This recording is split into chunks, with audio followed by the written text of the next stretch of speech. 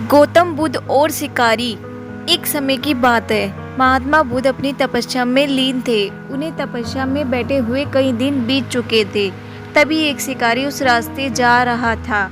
उस शिकारी ने महात्मा बुद्ध को पहचान लिया। शिकारी ने महात्मा बुद्ध के बारे में बहुत बड़ाई सुनी थी, किंतु वह महात्मा बुद्ध की बड़ाई से संतुष्ट नहीं था। उसने परीक्षा लेने के लिए सोचा।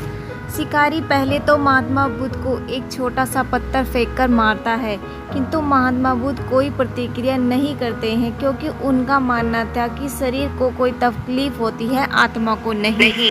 अतः शिकारी द्वारा फेंके गए पत्थर के कारण शरीर को कष्ट हुआ, किंतु आत्मा को नहीं। शिकारी कुछ समय सोचता रहा, महात्मा बुद्ध कुछ प्रतिक्रिया करेंगे, किंतु महात्मा बुद्ध अपनी तपस्या में लीन थे। उन्होंने कोई प्रतिक्रिया नहीं की।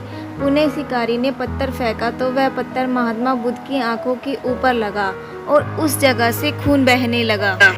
महात्मा बुद्ध को आभास हुआ उनके शरीर से रक्त बह रही है, किंतु वह फिर भी अपनी तपस्या से नहीं उठे।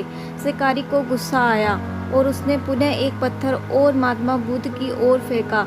महात्मा बुद्ध के शरीर से अब खून अधिक बहने लगा। इतनी पीड़ा महसूस कर महात्मा बुद्ध की आंखों से आंसू निकलने लगे।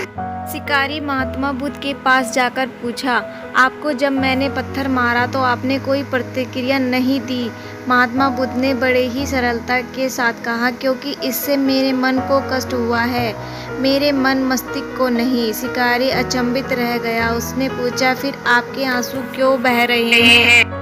इस पर महात्मा बुद्ध ने पुनः कहा, तुम्हारे द्वारा किए गए अनुचित कार्य के परिणाम के बारे में मेरा मस्तिष्क, मेरी आत्मा विचार कर रो रही है। तुमने इतना बड़ा पाप किया है, तुम्हें कैसी सजा मिलेगी?